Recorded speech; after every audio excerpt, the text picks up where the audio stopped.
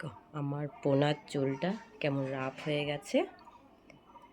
দেখি একটা হেনা বানাই, ঘরে তৈরি করা হেনা।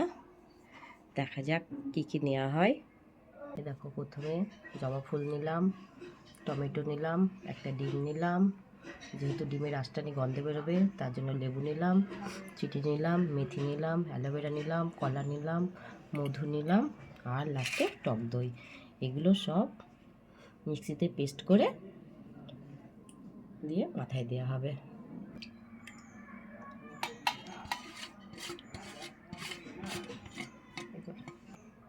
ফার্স্টে দই ঢেলে নিলাম, এবার কলা কেটে নিচ্ছি একটু একটু করে।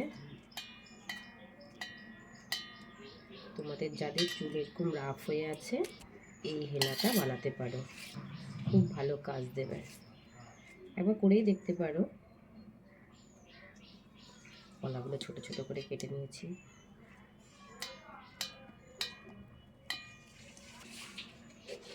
এবার টমেটোটা কেটে নিচ্ছি,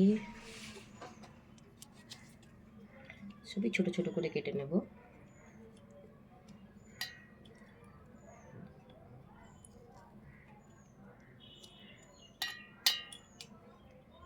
যাদের অ্যালোভেরা শ্যুট হয় না তাহলে অ্যালোভেরাটা দেবে না। অনেকের আছে অ্যালোভেরাটা শ্যুট হয় না, তারা কিন্তু অ্যালোভেরাটা দিও না।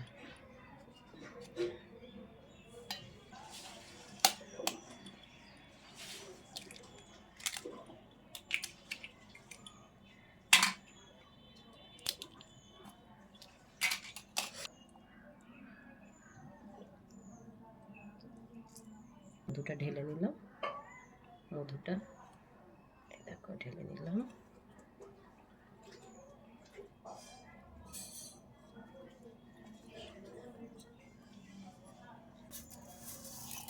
চিনিটা দিয়ে দিলাম, সাথে মেথিটাও দিয়ে দিলাম। জবা ফুলের এই জিনিসটা বাদ দিয়ে দেওয়া।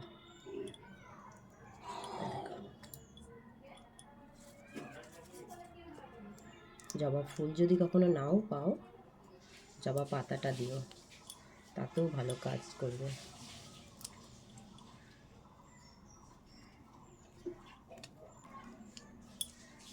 তোমার লাল জবা দিতে হবে কোনো মানে নেই, যে কোনো জবা দিলেই হবে, যে কোনো জবাতেই ভালো কাজ দেয়। চুলের জন্য জবা খুব ভালো গো। আমার কফিটা আনা হয়নি, কফিটা দিলেও ভালো হয়, কিন্তু হঠাৎ করে প্রোগ্রাম তো দিয়ে বাজারের থেকে কফিটা আনা হয়নি।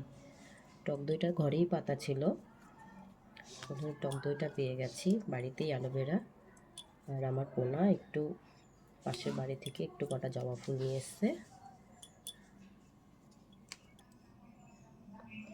এই দেখো এইভাবেই অ্যালোভেরাগুলো কেটে নেবে।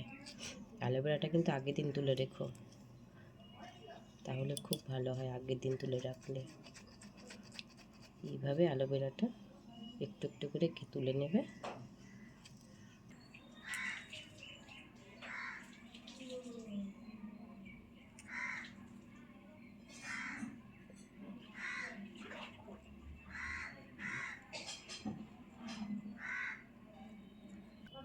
এই দেখো পেস্ট করার পর এই রকম হয়েছে, এটা এবার পুরো মাথায় দিয়ে দেবো।